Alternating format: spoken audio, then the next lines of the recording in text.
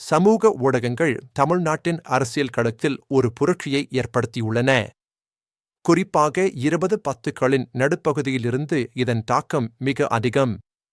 சுமார் 40 மில்லியன் இணைய பயனர்களுடன் தமிழ்நாடு அரசியல் விவாதங்களை வடிவமைப்பதில் சமூக ஊடகங்களின் முக்கியத்துவத்தை உணர்ந்துள்ளது. ஃபேஸ்புக், ட்விட்டர், யூடியூப், இன்ஸ்டாகிராம் மற்றும் வாட்ஸ்அப் போன்ற தளங்கள் அரசியல் விவாதங்களை வடிவமைப்பதில் முக்கிய பங்காற்றுகின்றன. தமிழ்நாட்டில் 70%த்திற்கும் அதிகமான நகர்ப்புறங்களில் ஸ்மார்ட்போன் பயன்பாடு இருப்பதால் இந்த தளங்கள் அரசியல் தகவல்களின் மையமாக மாறியுள்ளன. 2016 சட்டமன்ற தேர்தல்களில் அதிமுக ஜெயலலிதா தலைமையில் வெற்றி பெற்றது. அதே சமயம் திமுக இளைஞர்களை சென்றடைய ஃபேஸ்புக்கை பயன்படுத்த தொடங்கியது. அதன் அதிகாரப்பூர்வ பக்கத்தில் 500,000க்கும் மேற்பட்ட பின்தொடர்பவர்களை பெற்றது. 2019 மக்களவைத் தேர்தலில் திமுக தலைமையிலான கூட்டணி பெரும் வெற்றி பெற்றது. பாஜகவின் கே. அண்ணாமலை ட்விட்டர் மூலம் பிரபலமடைந்தார். திராவிட கட்சிகளை விமர்சித்து வைரலான ட்விட்டர் இழைகள் மூலம் அவரது பின்தொடர்பவர்கள் 10,000 1 மில்லியனுக்கும் அதிகமாக வளர்ந்தனர். 2021 சட்டமன்ற தேர்தல்களில் திமுக கூட்டணி 159 இடங்களை கைப்பற்றி ஆட்சியை பிடித்தது. கட்சிகள் சமூக ஊடகங்களில் அதிக அளவில் செலவிட்டன. பெக்டா விளம்பர நூலக தரவுகளின்படி ஃபேஸ்புக்கில் 1200க்கும் மேற்பட்ட அரசியல் விளம்பரங்களுக்கு கோடிக்கணக்கில் செலவிடப்பட்டது. திமுக தலைவர் மு.க. ஸ்டாலின் ஃபேஸ்புக்கில் 3.2 மில்லியன் பின்தொடர்பவர்களை கொண்டுள்ளார். அவர் யூடியூப் நேரலை மூலம் பேரணிகளை ஒளிபரப்பினார். உதாரணமாக 2021 மேட்டுப்பாளையம் பேரணி 500,000க்கும் மேற்பட்ட முறை பார்க்கப்பட்டது.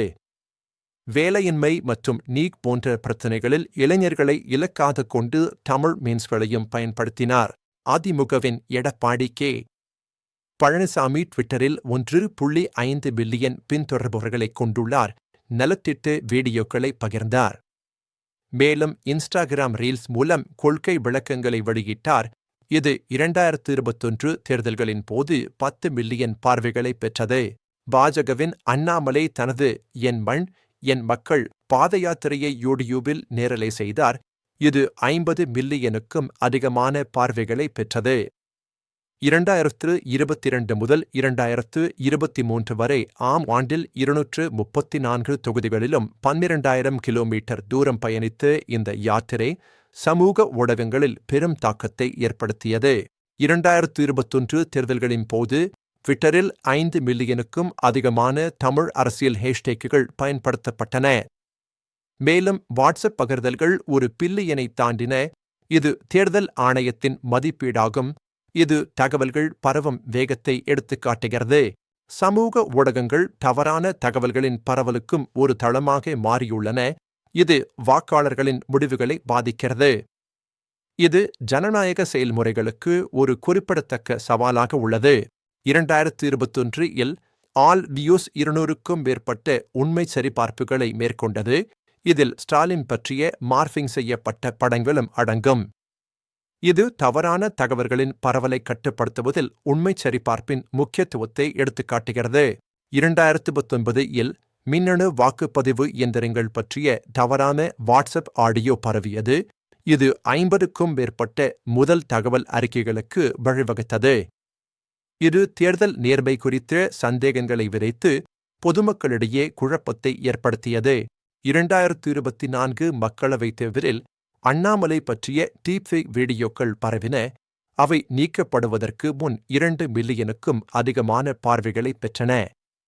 பெக்டாவின் 2024 முதல் காலாண்டு அறிக்கையின்படி இந்தியாவில் 15 மில்லியன் மீறல் உள்ளடக்கங்கள் அகற்றப்பட்டன. இதில் தமிழ்நாட்டின் பங்களிப்பு குறிப்பிடத்தக்கது. சமூக ஊடகங்கள் வாக்காளர்களின் கருத்துக்களை மாற்றியுள்ளன. குறிப்பாக நகர்ப்புற இளைஞர்கள் மத்தியில் இதன் தாக்கம் அதிகம். 2021 18 முதல் 29 வரை வயதுடைய இளைஞர்கள் 6.2 கோடி வாக்காளர்களில் 35% இருந்தனர். அவர்களின் முடிவுகளில் சமூக ஊடகங்கள் பெரும் பங்கு வகித்தன. 2021 வாக்காளர் டர்னவுட் 71.3%லிருந்து 73.7%ஆக உயர்ந்தது. இதற்கு சமூக ஊடக அணிதிரட்டலும் ஒரு காரணம். சமூக ஊடகங்கள் வாக்காளர்களை திரட்டுவதிலும் தேர்தல் பங்கேற்பை அதிகரிப்பதிலும் முக்கிய பங்காற்றின. இருப்பினும் சமூக ஊடகங்கள் சாதி மற்றும் மதப் பிளவுகளை ஆம்ப்ளிஃபை செய்து துருவமுனைப்பை அதிகரித்துள்ளன. 2023 இல் திருவள்ளுவர் வர்சஸ் பெரியார் ட்விட்டர் போர்கள் போன்ற நிகழ்வுகள் சமூக ஊடகங்களில் எவ்வாறு கருத்து வேறுபாடுகள் தீவிரப்படுத்தப்படுகின்றன என்பதற்கு எடுத்துக்காட்டுகளாகும். நேர்மறையாக 2018 ஸ்டெர்லைட் போராட்டங்கள் போன்ற கிராஸ்ரூட்ஸ் இயக்கங்கள் ஃபேஸ்புக் லைவ் மூலம் பரவி அரசு பதிலளிக்க வழிவகுத்தன. தூத்துக்குடியில் நடந்த இந்த போராட்டங்கள் சமூக ஊடகங்கள் மூலம் பொதுமக்களின் குரலை வலுப்படுத்தியதற்கு ஒரு சிறந்த எடுத்துக்காட்டாகும். சமூக ஊடகங்கள் தமிழ்நாட்டின் அரசியல் நிலப்பரப்பை மறுவடிவமைத்துள்ளன.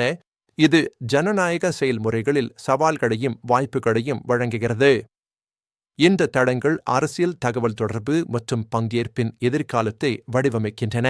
இந்த தளங்களின் பொறுப்பான பயன்பாடு தகவலறிந்த வாக்காளர்களை உருவாக்குவதற்கும் ஆரோக்கியமான ஜனநாயகத்தை நிலைநிறுத்துவதற்கும் இன்றியமையாதது. சமூக ஊடகங்களின் நேர்மறையான தாக்கத்தை மேம்படுத்துவதும் எதிர்மறையான விளைவுகளை குறைப்பதும் அவசியம்.